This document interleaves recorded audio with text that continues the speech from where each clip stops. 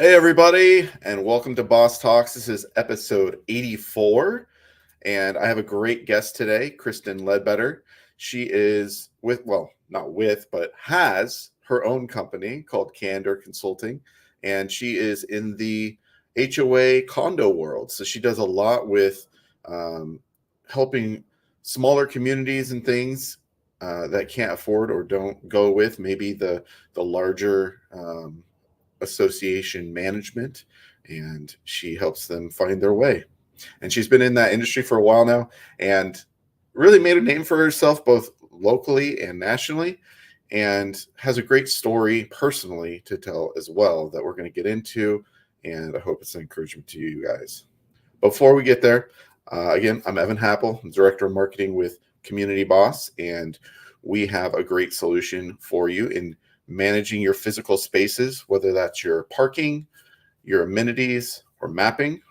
We have some great solutions to really bring attention to all those things and make it easier to use, and your residents and owners enjoy their community even more. And for you, the manager, make it easier to manage. And like we like to say, manage like a boss. So if you have any questions, let me know. But today, it's all about Kristen. Kristen, thanks for being here. Thanks for having me. Absolutely. Just one clarification. So okay. Candor is my company, but I also work for Associa EMB Management, and that is my prime focus right now. Candor really helps with real estate agents and things like that, trying to deal with kind of resell certificates, things like that within our industry, but also those self-managed communities, as you said, that maybe can't afford management. But I do business development for Associa EMB Management out of Redmond, Washington. Awesome. Yeah.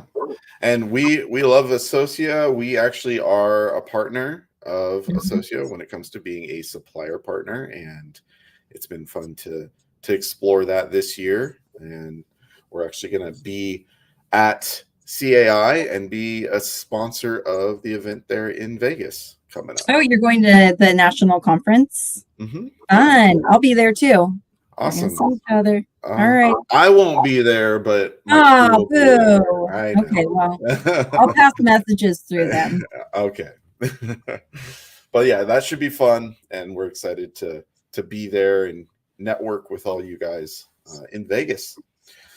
All right. So, like I said, you have a great story to tell, and we will get there. But before we do, I have a few questions I like to ask everyone. First of all, when it comes to building community in your personal and professional life, how is it that you like to approach that? That's a good one. I think for me, it's about serving and being a cheerleader for others, but also holding a space for real and honest conversations. Being able to be approachable without judgment, knowing that, they can have hard conversations with me, or just tell me about themselves. And I think that even passes through to my personal side of things. That's what I like to teach my kids. That's what, it's for me, it's about transparency and open communication. And I feel like that brings more of a dependability, I guess, that comes to a relationship. And I love to spoil people. I really actually do. I am a gift giver. My love language is definitely cooking for people. So like if you ever came over to my house, I'm going to be cooking your favorite meal. So. Okay. Well, great segue, because next question is when it comes to hospitality and cooking a meal and making somebody feel special, what would you make? And apparently you would make their favorite meal.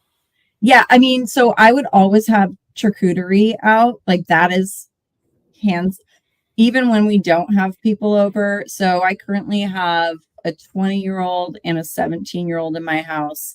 And anytime we're feeling lazy or my kids may have friends over. It's like charcuterie is super easy and you can pick what you like and what you don't like. You and I are both kind of in the Pacific Northwest. So we've got a lot of diversity up here, and acknowledgement of diversity. Also when it comes to food. So I don't want to assume that people eat certain things. I myself am gluten intolerant. So I always like to be asked. So if I were to cook a meal for someone, I think I would kind of find out what their favorite food is, if they have any food intolerances. I do cook some mean seafood though. Coming from the coast, mean seafood. Nice. It looks like Kristen, a different Kristen, is going to come and hang out with you. Kristen Munson, yes, she's amazing. Kristen, come to my house. I would love. Let me cook for you, girl. I would. Awesome. So, where she? Do you know where she's out of? Kristen, where are you from? Texas, I believe. Kristen's out of Texas. Oh, okay. Yeah, you got to come up here to the PNW.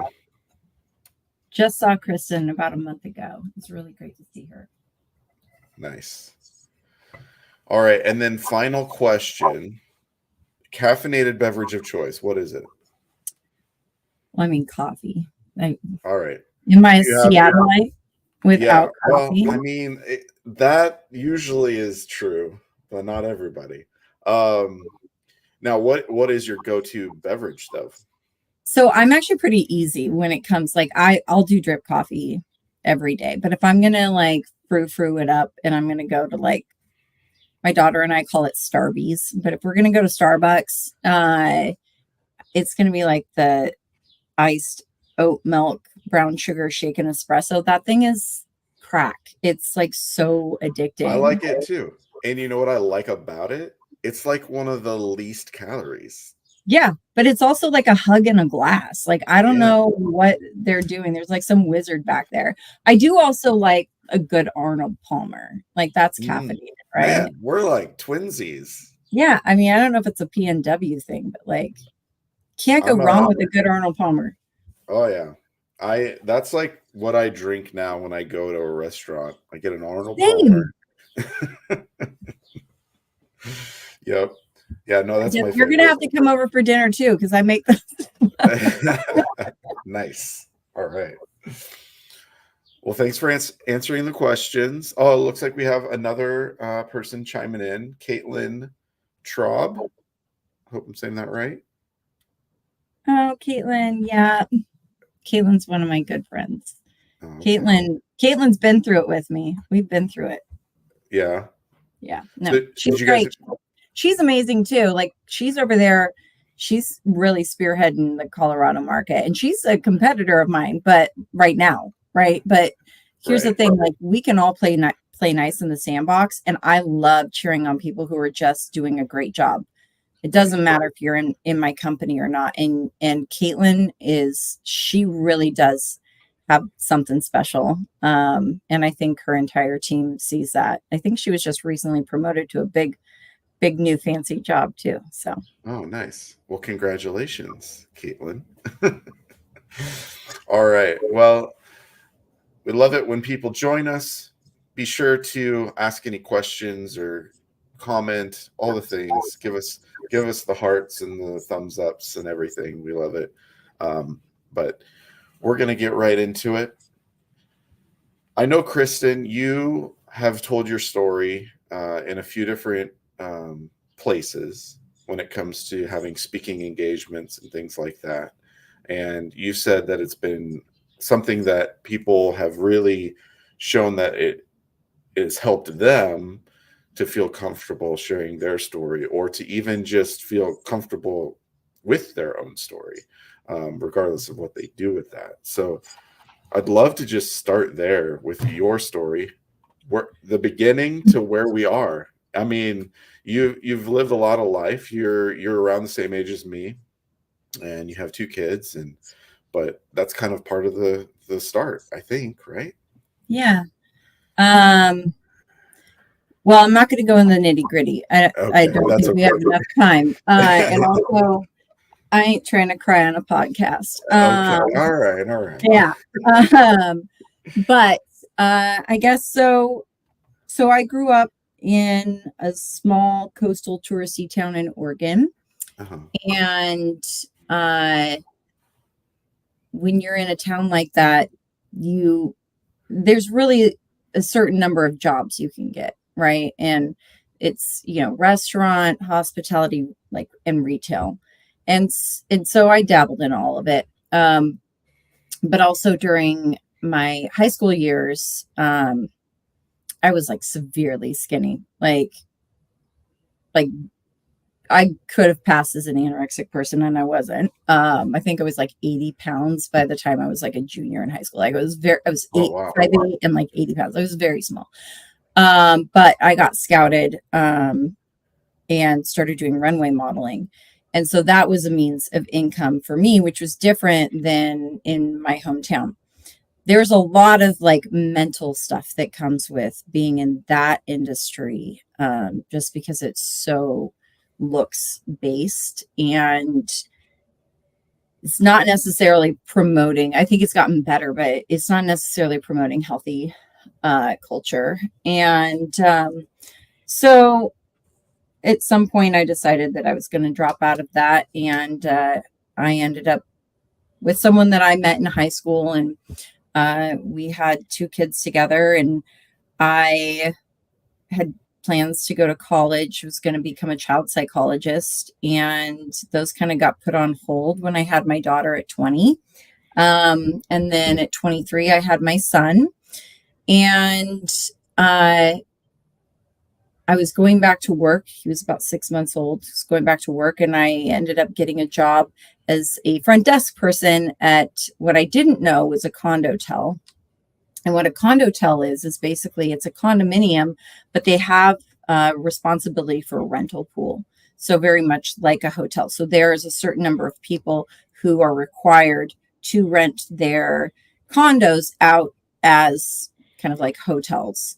And so I joined there for about a month.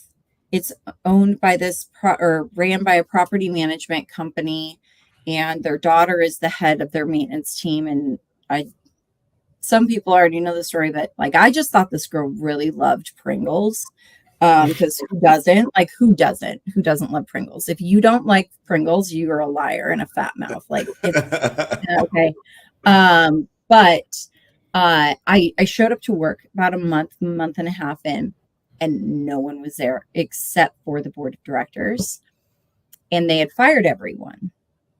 And I was the only one they hadn't fired. They had been doing this like internal audit and investigation, and they found out that their property management company had been embezzling money and selling drugs on site from the Pringles can.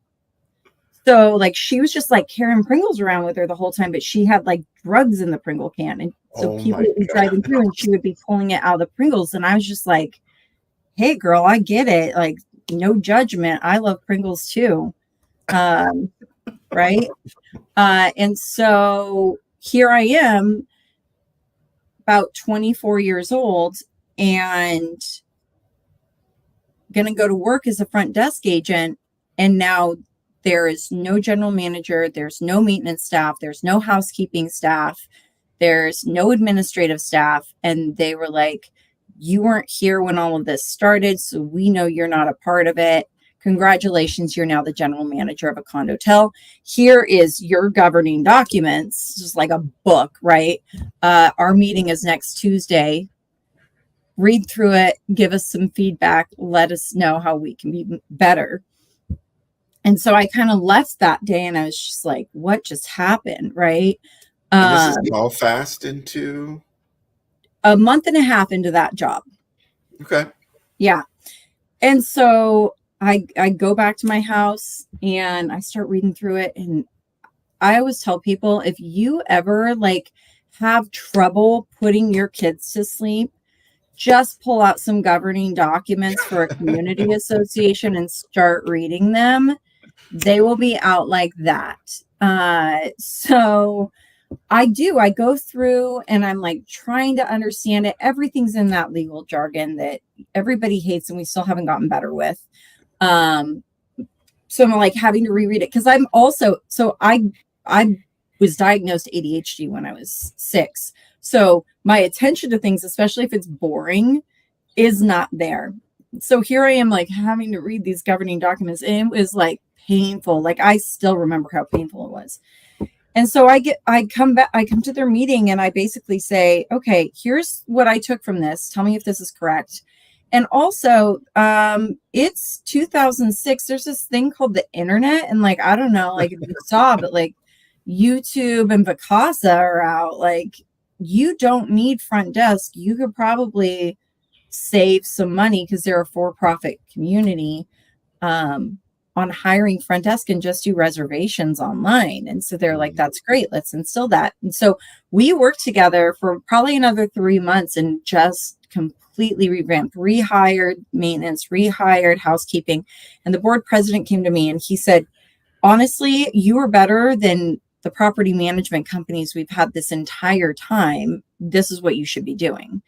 And for me, it was great because it was different every single day. Every single day it came with different problems. And so with that, like neurodivergence, that ADHD brain, I wasn't having to do rinse, wash, and repeat. I mean, in some instances I was, but with that, I was like, okay, this might be it. So where I came from, there was really bad drug problems. I'm sure there still is, but I didn't want to raise my kids around that. And so it was kind of a now or never situation. And I just started putting my resume out there and ended up with a bunch of different job opportunities in Seattle and came up and someone offered me a job.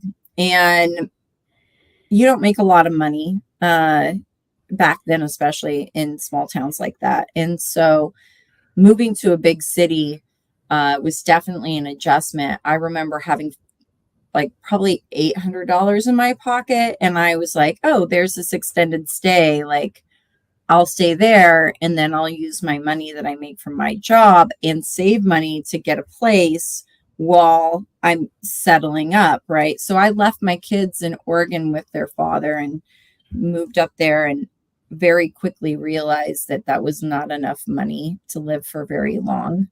And I think I stayed in the extended stay for maybe 2 weeks and then kind of ran out of money to do it. And so I slept in my car for, I don't know, about 4 to 5 weeks until I had a coworker who I think noticed some things. And there was a really scary incident where I had a homeless person bust the window out of my car, not thinking that anybody was in there. And I was sleeping in the car. And I think we both scared each other. They ended up running away. But, you know, then here I am like having to figure out how to go to work with a busted window. And I'm pretty sure I spent like $20 on some plexiglass and like duct tape. So like super professional looking. Yeah, very professional looking, but you got to do what you got to do. And I was just trying to make some money to get my kids up there and get a place. And she finally came up to me and she said, are you living in your car? And I said, well, you know, kind of like Porky Piggy, like pity, pity, pity. And she goes, no, we're not doing this. You're going to come stay with me. And she let me stay with her for 3 months in her guest bedroom. And that is a person that I will always hold near and dear to my heart because she really helped me get on my feet and allowed me to get my kids up to where they could come live with us. So through all that, I brought my kids up and their dad followed, and we kind of had already been going through some things, but it got worse.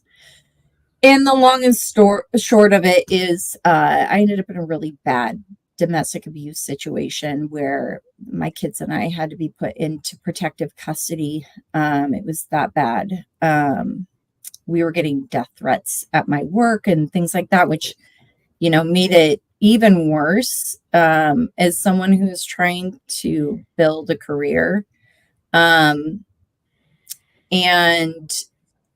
at that time in my life, I was so young, but I just specifically remember like the mood shifted. Like even once that settled down, the mood shifted, and it was like, because I was an abused person, I was damaged and maybe weak and not necessarily leadership material. And that's kind of how it came across. And at one point, I remember having a conversation with the person who had been overseeing my role. And they were just like, domestic violence isn't really a good look on our company. So, Wow. maybe we could figure out an amicable way to kind of split off.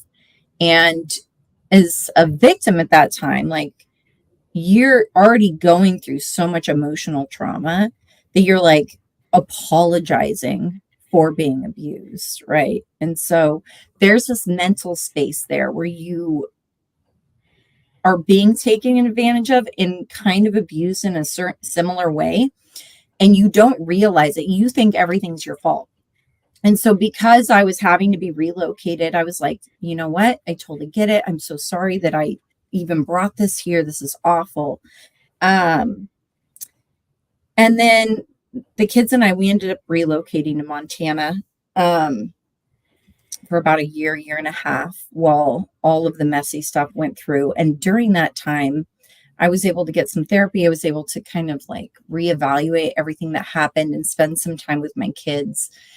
And the realization that comes with what I had gone through really impacted me in a way that I wanted to so desperately change how leaders in our industry were treating people, I guess. And I think there was a lot of antiquated and archaic policies in place at that time. And a lot of those, as you know, in Seattle have kind of come around. And now we're probably one of the biggest supporters of like DEI and inclusion and betterment and all of that. And I would say Oregon and California are also there with that. But at that time, there wasn't that there. And so I didn't have anyone to turn to. I didn't have anyone that could like mentor me, and I didn't have a college degree. So here I was coming back into the workforce with this kind of stigma of this damaged person who, doesn't have a college degree. And one of the employees there had started their own management company, and he witnessed everything. Like I came to work 2 days after the end all be all fight. I mean, bruised and battered and everything, because who's going to pay to feed my kids, right? So he literally saw everything. And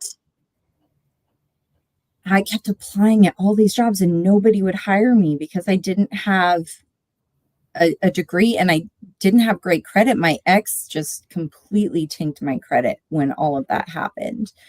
And he was like, I'm going to give you this job and we're going to start you out as data entry. But what do you want to do? And I said, well, I want to be a manager. And anybody who's a manager on here, like, you guys are probably like, why would you say that? Because it's not like we're little girls and we're like, screw being a princess or the president. Like, I want to be a community association manager. That sounds amazing, right? It takes a special person, and no, I don't have skin kittens in my closet. It clicked with me, and like my ADHD, like it was a job that I got, like it clicked, and I understood it and I enjoyed it, and I felt like I was still helping people. And this person, gave me that shot. And they weren't the best at like giving you emotional support. Like, oh, you did a great job.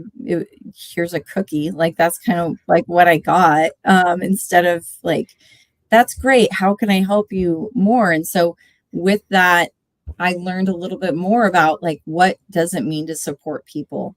And I kind of became the main support of all of our employees. And I worked at that company for 8 or 9 years.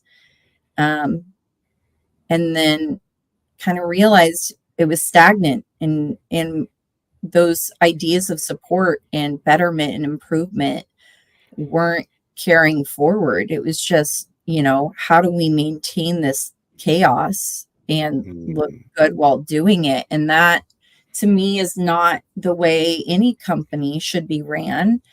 And I think that was the biggest wake-up call, because I remember having conversations every 3 months and just breaking down crying, like trying to get my point across and not being listened to. And finally, it was like after 4 years of every quarter I'm breaking down, I was like, okay, I've given you enough chances. I am going to go find something else. And when I left, everyone else left. It was a matter of like 2 to 3 months. And that was a wake-up call for me, because you realize that talent goes where the support is, right? And so if you, and our industry is not an easy one, right? We're often used to be the bad guys. We're used to enforce the rules that people don't read when they buy their homes. And so it's not an easy one. And so if you're getting berated on the client side, and then you also don't have proper support on the management side, on the leadership side, then it's kind of soul crushing. So to watch that happen, and it created like a huge downfall for that company. And I still kind of feel bad about it, I mean, to be honest. But to watch that happen, it was very thought-provoking for me of, okay, well, this is obviously how I'm feeling is not wrong, and this is what people want to see. And so that became my goal from then on out. And so since then, I've worked to kind of be that advocate, that transparent person, that person that says things everybody else is thinking but nobody wants to say. There's actually like an award that I got at a past company I worked at back there, and the award that was given to me was says everything that everyone's thinking but nobody's willing to say. And so I said, wow, well, that's really on point. I guess I'm doing a good job at that. But yeah, and so that went on to progressing to me quitting another job without, anything in line, and realizing I wanted to make a change. And so that's why I created Candor, which is why it's called Candor, because what you see is what you get. And we're all human. And I think becoming human and allowing myself to strip down all of those barriers, it actually made me such a better manager and such a better leader, because there was relatability. And so working with other management companies, working with community associations and managers in mentorship and leadership was my goal with creating that. And Caitlin Traub, who actually is on here, at that time, she was the branch president for Associa EMB, and she also fell in line with that vision. And Associa EMB was my first client, and I was hired to come in and train managers on the things that nobody was really training on. Like, yeah, we can bring in all the professionals and they can tell us about their sides of things, and we can go to all the CAI seminars. And I'm not, I'm a huge proponent of CAI, but a lot of it is high level stuff, right? Like how do you handle things like when it comes to insurance losses and dealing with all of that from a manager's side to be as effective and efficient as you possibly can, getting into the nitty gritty of things. And so they were actually my first client, and that's and how basically I ended up doing business development for them later, was I was able to see the passion and the drive that was happening within that company, and it aligned with what I was already doing. And so here I am today. So short, kind of long, but the skinny of it, that's kind of how I went from A to Z. No, thanks for sharing your story. And there, I mean, I know that all those things were hard, absolutely, but I think they've also built you up to be stronger too, with a lot of work, obviously, Right. like self-work, and just realizing that you are a person of worth, that Mhm. these things don't define you, they don't make you not, you're not less, you don't have less worth because of these things that happen to you. Yeah, And absolutely. it I mean, I think also, like, as a woman so in our industry, like, we're predominantly like women based. yeah, But a lot of the people who are running companies are men. right, And in whether anybody wants to admit it or not, there's still a lot of um kind of muted sexism and stereotypes out there, like you can't be pretty and smart, or if you speak up you're crazy or you're bossy, or and there's a lot of things that in such a woman based and predominant industry, it's silly that we still have to fight that. And so um the amount of people that have come out, and it's not just that I'm being a champion for them, like they've been champions for me. Like, so a lot of people, some people here maybe even um can't see an attendees list, but a couple of years ago I told my story for the very first time publicly, and there was like a magic theme thing, so I had bunny ears on and I cried for like 45 minutes during the entire thing. It was like I was a hot mess express. Okay. But there were like 15 people that lined up afterwards, and they shared similar stories, and I was getting handwritten letters for months and months and months from people in our industry who were like, thank you for having that voice. And that fueled me to want to be open more, right? Because we are champions for each other. And so, and I think that's truly what these people businesses are all about, is that's what building community is championing each other and trying to make each other's lives a lot easier.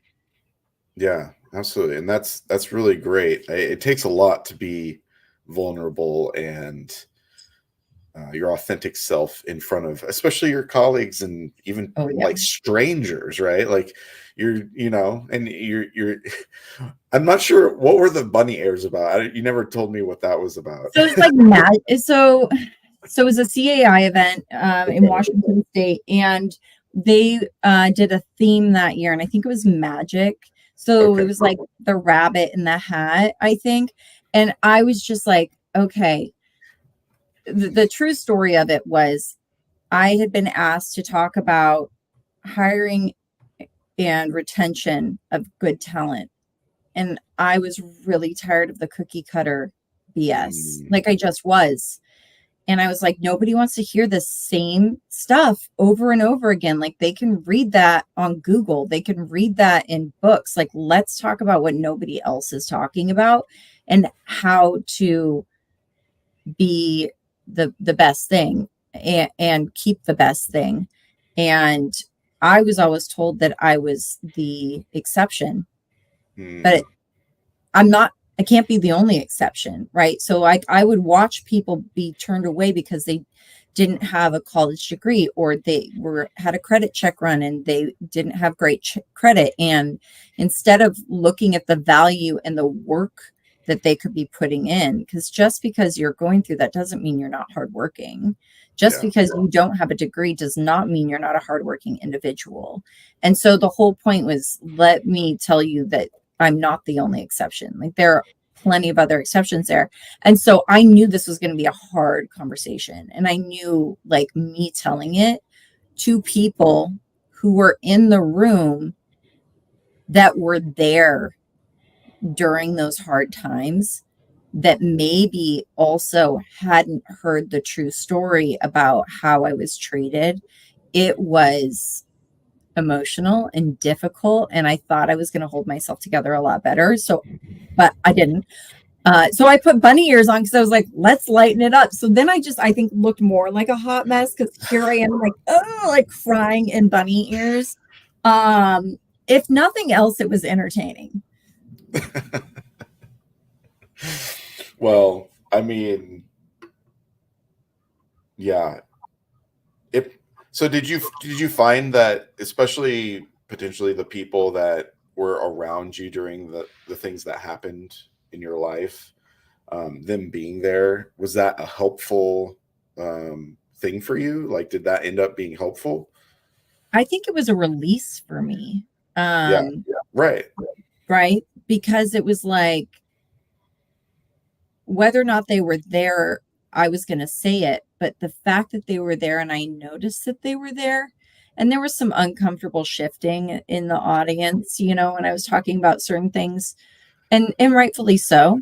And I don't have any animosity towards anybody who was in the audience. They were not the people that I was speaking of, but it was definitely a release, and allowed me, I think, to move forward in my goal of bettering myself and in being a better voice for people. At this point in my life, it's really no longer about me. It's about creating a space for other people to shine. And that is, if I have to be their voice for a little bit to allow them to build up the strength to have their own voice and step up and get that release the same way I was able to, then I'm going to be there every step of the way. And I think it also is a testament to the people that I was able to surround myself by, because I didn't necessarily have mentorship. And that is what is huge for me. I surrounded myself around some really amazing ladies who did nothing but champion for me and encouraged me, and vice versa. And it didn't matter if we worked in the same company or we worked as competitors. We all had the same goal, because this industry is so incestuous. Like, we are all recycled through in various companies, and we all know everyone. And just to be in a better place and to make this industry better, supportive wise, diversity, equity and inclusion wise, and laying to rest old archaic policies and procedures, and allowing us to be stronger managers for people, because our jobs is dealing with people's homes and their personal lives. So, like, I don't care what anybody says. They say to leave your personal life at home. But if you're having a hard time in your personal life, it's going to carry over into how you are able to effectively conduct your professional life. And if nobody's checking in on you and nobody's seeing how you're doing personally, then professionally, you're just going to flounder, because all you're going to think about is what's happening at home. Right. No, it's true. And if you're just keeping it inside, people just notice something's wrong. Right. Like, especially if they've worked with you long enough, they can see a change in the way of working, or even just your personality changing all of a sudden. There's signs, right? It's not when people are having, especially when they're going through like mental health stuff, um, it definitely affects your mood. It affects the way you engage with others, and it does just has a complete effect. So it's great that you're an advocate for people that are going through that, because you've been through that. And Right. so what are some ways like that you've seen shifts like amongst this industry specifically? And has there been anything that you've been able to champion and like even put forth? Because I know you're pretty involved like with CAI and all that kind of stuff. So is there anything that has um, happened in the last few years? Yeah, absolutely. I know the board of directors. I was very fortunate, and there's a lot of really great candidates. I was very fortunate to be elected to the Washington State CAI board of directors this year. And they have really been championing. Is that a word? Yeah, we'll use it. Yeah. Uh, Diversity, equity, inclusion, and betterment. And they have an entire committee that they're working on that has been spearheaded by Jackie Vo, who is huge champion for that, and someone I highly respect in our industry. And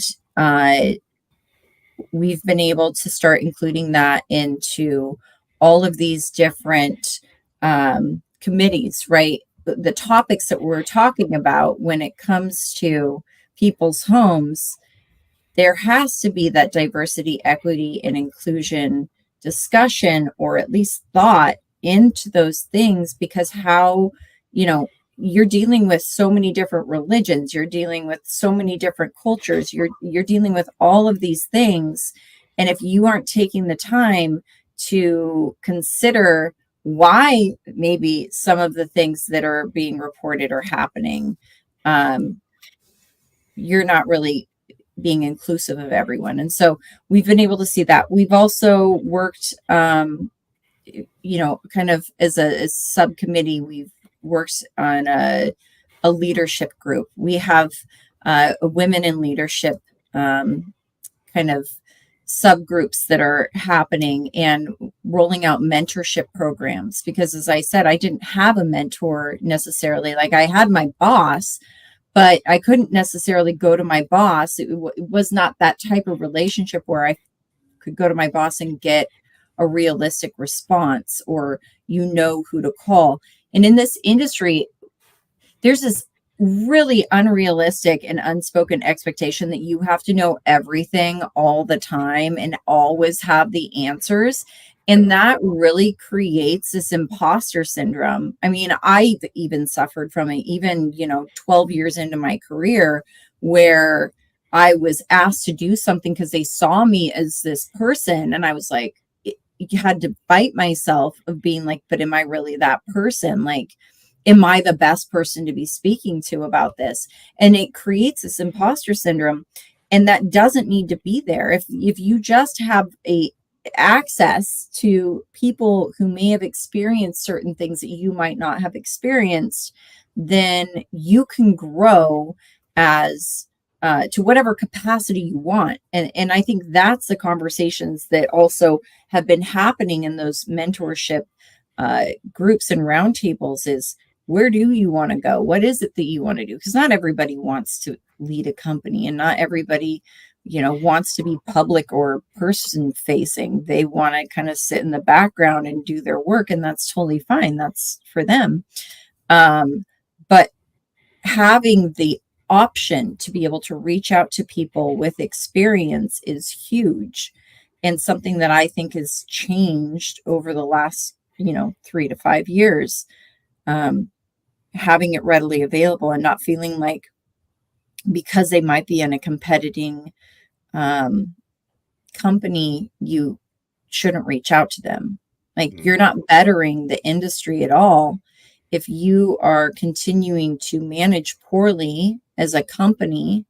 Then by the time that client's been used and abused and they've had enough or been spit out, now it's up to the companies that were doing it right to actually kind of deal with that client PTSD and kind of resuscitate them. And it's a fight because they don't trust you. They don't trust you. So, Yeah. so the mentorship part of things, I think, has been really huge. Yeah, that's great that you guys have been able to establish that. I know that I mean, even on the multifamily side that I'm a little more familiar with, they've really been putting a lot of emphasis on mental health, Yeah. and because it's very similar. Like you're, and for them, they're in an office and kind of like a sitting duck, just waiting for somebody to come. So Right. it's similar problems, but even more like exposure. Well, and COVID So just perpetuated that, right? yeah, Like everybody's emotions were super heightened coming out of COVID, and I think they right. still kind of are. Yeah. Yeah. No, yeah, yeah, I would agree. It's crazy how I think we all went a little nutso, to be honest. And Well, let's lock an entire world up inside their homes and not have any social communication, or and then also have to figure out technology for like the boomers plus. Like, yeah, oh my goodness. yeah, Like we forgot how to engage with each other. I bought a bingo machine and had to teach my grandma over the phone how to use Zoom so that we could play bingo with her, so that like she would be doing something interactive. And it was a process. We'll just say that. Yeah, It I was a imagine. process. Yeah. Yeah, yeah, yeah. It's so hard for older people. Like, Yeah. I mean, especially if they're in like a nursing home. I had Right. multiple grandparents that were, and like we weren't allowed to go there, and it was just like so crazy. Well, and here in Washington, that's where it started, right? I mean, so Yeah, you're like terrified to go there, but then you're also terrified for your relatives who are there. And it was a lot. It was a lot. yeah, There were a lot of bad things that came out of COVID, but I feel like, especially in our industry, there were a lot of good things that came out of COVID. It allowed for, in Washington at least, the proclamations for electronic delivery and transmission of meetings and things like that. mm, And I think it also opened up the ability for managers to not have to drive to every single meeting. Because like when you live in Seattle, it's 30 minutes. It doesn't matter if you're going 5 miles, it's going to take you 30 minutes to get there. yeah, And oftentimes, because they're volunteer positions, like those are evening meetings. So those are just times that you're not eating with your family, you're not getting to bathe your kids and put them to bed. Like you're stuck in a car in traffic. And so being able to do those things virtually, I think, was a benefit that came out of yeah. COVID, because the average turnover, I think, or the average lifespan nationally for a manager in this industry, at least, is about 2 years, which is Mm, so low. And because we're the bad guys, right? Like yeah. we get yelled at for enforcing your rules. And and you know, being able to deal with having to deal with that, I think, is more digestible when you can be home doing the meeting and log off and maybe still be able to have some of that time back with your family. Yeah. Yeah, you're right though. That is a major shift that happened, because even like things like interviews and like nobody does any of that in person anymore. It's all over Zoom. I had to do one 2 weeks ago, and I was like, but it was also like it was like a 55 plus community, and I'm like, okay, well, do you have any AV equipment? And they're like, what is AV? And I'm like, audio, video, and they're like, nope, and we have no Wi-Fi. And I'm like, okay, so I'm like pulling out the projector and the projector screen and like lugging around all the stuff, and I'm like having to remember like how to do all of this, and it ended up working out really well. But yeah, it was almost like I had to reteach myself how to ride that bike. Uh-huh. Yeah. Yeah. Yeah. Different world we're in. That's for sure.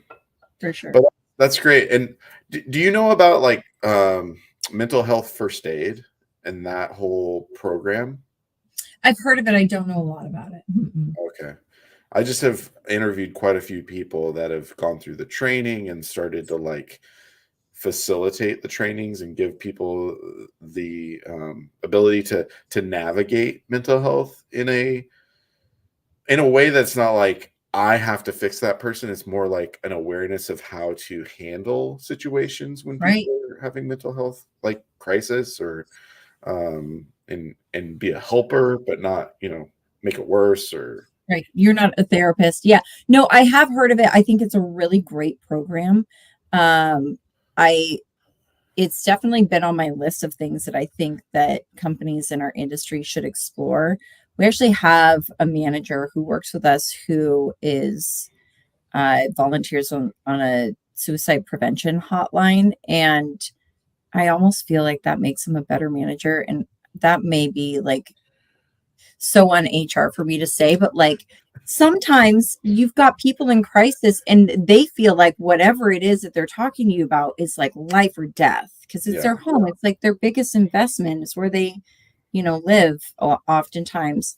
And I feel like he has just the most calming way of handling things to where I'm like, could you just teach everyone here how to talk to people like that? Because it it's a skill. It truly is. And I feel like that organization really does bring value and in situations where you're constantly having to put out fires, right? yeah, It could be really helpful and beneficial. yeah. I can see that. Yeah. Do you guys basically get calls from all homeowners? I mean, goodness, I over a certain It's amount of not time. it's not Every like, day. It's not every day like all of the homeowners are calling us, but there's always the problem children and there's but always the ones. but they talk to you before they talk to the board? Yes. So our for the most part, now I can only speak from experience, but the goal of a manager is kind of to be that middle person, right? Mm, The board is voluntary. We're getting paid for our position. yeah. And so oftentimes they have jobs and families and things that they need to work out. Not only that, but a lot of them live there, right? So now it's hard for them to take that neighbor hat off and put that board hat on. So we're able to kind of direct them, either answer the questions and resolve the issues, or at least get to a point where we can come to the board and say, this is the issue. How would you like to proceed? And schedule a hearing or, handle it however we might. But yeah, we're kind of that first line of defense for the board of directors, Got which I it. think is one reason why a lot of them hire us because they don't want to be stopped at the mailbox. They will still be. I mean, there's always going to be that chance, but Yeah. deter it as much Yeah. as possible. And they're not normally coming to you when they're happy. Yeah, oftentimes not. I think in within my career, at least in the last like, I don't know, you always have someone that's angry, but I do feel like more people who have been happy with my services have actually like reached out to tell me about it. But I also feel like it's because it's reciprocated. So Mm, as I mentioned, I like to be a cheerleader for other people. And so I really do think that oftentimes board members are the unspoken heroes of their communities. And so telling them that and giving them that, validation of you just came home from a long day at work and now you're having to deal with your neighbor who has decided that they're going to put floodlights that shine into everybody's windows, out it like this is you could be dealing with other things and this is what you're dealing with to try and make your community better. And so thank you. You're awesome. And I think mm, by doing that, you're kind of starting this trend of it being reciprocated. And so I think I've seen with using that method, I've seen a lot more happy calls, but I think in general, managers do get mostly negative phone yeah. calls. Yeah, and that's hard. I mean, when you're faced with just negativity all day long, you just are like, am I doing this right? Like, Oh yeah, I became a bad family member like for a really long time there because I would just be like phone call, email, like the amount of emails we get is mind blowing. But then like you get stuck and there'll always be that one person that's like 4:59, they're going to close in 1 minute. Let me call and talk to them for 45 minutes and ask them how to teach me how to do full accrual accounting over the phone at 4:59 p.m. You don't have another life, right? And so by the time you get home and like your grandma wants to call you and you're like, I don't want to talk to anybody on the phone, just like I need that space. You kind of become like you're like kind of reclusive. And I'm like a very extroverted person, but after a long day of managing, I'm like, just give me like a glass of wine and a bathtub and leave me alone. Like I'm good. yeah, yeah, that's hard. That's hard. Yeah, for sure. Well, hopefully things only continue to progress and there's more and more support for everybody because, it can be a good job, but it's also a hard job. And it's something where people need support. They need to be not just seen as like a bad employee because they can't handle negativity all day long. Right. Yeah. I mean, it takes a thick skin and it takes a lot of confidence. I think confidence is really what drives a good manager.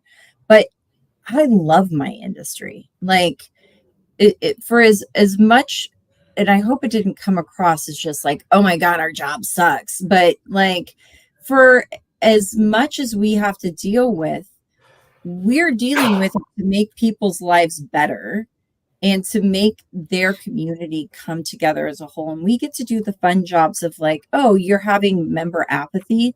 Let's maybe figure out hobby groups that we can put together, right? Mhm. And then like being able to see those things through fruition is so rewarding when you finally are able to solve people's problems and they do give you that thanks and that praise. It is such a high that it makes you want to do it again. Yeah. And for that, and we get some really fun stories out of our jobs too. Like there's some really crazy things that happen like on a daily basis where you're just like, did that actually just happen? And you're like, yes. Like that is literally if you get a bunch of managers in the room, that's what they're talking about. Like, oh my gosh, I had this thing happen the other day. And they're like, no way. And so that kind of keeps you intrigued for the next story, right? Well, and board meetings can be interesting too, right? Oh yeah. Have you seen a TikTok? There's like a whole I just ran across this. Oh, There's a whole oh, TikTok thing about oh, board meetings or something. is it the one? Did you? Yes, it was shared in our within our company recently because there's a whole thing where we have one side of our business is HOA and we have salespeople that are specific for HOA and all that. And there's definitely this air of like, certain things about the HOA board meetings and stuff being always interesting. And but there was a TikTok shared, and it was maybe it's the same one you're thinking, where it was a woman who was the vice president, and she was taking over and facilitating the board meeting, and she was bringing to light that they were transitioning the property management company or Oh something. yes, no, that's the same one I saw. Yeah. Yep. I And mean, they get like that. I'm not gonna lie, they're not all like that though. But like, yeah, it's entertaining yeah, and it's frustrating sometimes. But you know what? I think one of the reasons why our industry is so predominantly female based is we have that like maternal instinct, and it is a little bit like babysitting sometimes. It is a little bit like trying to kumbaya a group, and that's kind of our goal in like creating organization and scheduling, right? Like you could be so much more effective and efficient if you would just this, right? Do yeah. this Well, way. and it's Yeah. interesting because it's all very interesting because you have a board that is volunteer, but very important. and actually required by law to have. These people, they get voted in and they decide they're going to do this for a year or however long they end up doing it, but they don't know what they're doing. And and so they sign up for something, and then there's no real, like, probably not a very good pass off, right? Like you have the old board, they're like, I'm done. That was terrible. I'm moving on. Right. There's no lapse. Yeah. And that's a whole nother conversation we could get into. Board education is so huge. And I think CAI does a really great job of it. But also a good manager is going to try and bridge those like gaps and those misunderstandings with not only the board members, but with the homeowners, so that everybody's kind of on the same page, and there's no longer like this. They may not be happy, but they're going to understand why things are happening a certain way. And so the more you can have everyone around you educated, the easier your job's going to be. And I think that's a huge push, I think, across the industry right now, is to also bring more education to board and homeowners. But the ones that aren't, and the ones that don't want to listen, like, it's fighting tooth and nail. It can be rough. I'm not going to lie. Yeah. No, I can totally understand that. Yeah. So yeah, it's great that you have found a niche in an industry that you have a skill set and the ability to help not only these smaller communities, but also working with Associa and being able to grow this market and be such an advocate within CAI and just bring all your own stuff that's happened to help other people. So that's really, I mean, not everybody does that. A lot of people are like, I don't want to ever revisit any of that. And I don't want, even if it is helpful to somebody else, I personally don't want to deal with it again. So, you know, because it is a little bit like you're revisiting. It's not always easy. Yeah. And I don't like crying in front of people very much, but it happens. And you know what? We're human. And sometimes it takes a lot. It takes the hard work to get to the easy stuff, you know? Yeah. Yeah. And like we were discussing before we got on here, we're transitioning into a new stage of life. We're hopeful that sayonara 30s, hello 40s. Let's see what you got for us. Exactly. That's right. Hopefully it's a good one. But yeah, no, thank you so much for being on with me today, Kristen. And I hope that we can continue doing things together and just continue fostering a relationship here locally, since we're both in Seattle and all. And I just want to say thank you for sharing your story and being such a great guest. Thank you so much. It has been a true pleasure, and I appreciate you having me on today. Yes, absolutely. So Kristen was actually my second guest from the HOA side of our business. And I want more. So if you've been watching and listening and you think you have a story to tell, passions to share, and are just killing it and are a boss, I would love to have you on Boss Talks. So make sure you reach out to me, and I'd love to have you as a guest. But other than that, this has been Boss Talks number 84. And if you're interested in watching any more, it's every Wednesday. So I'll see you next week. Thanks, Evan.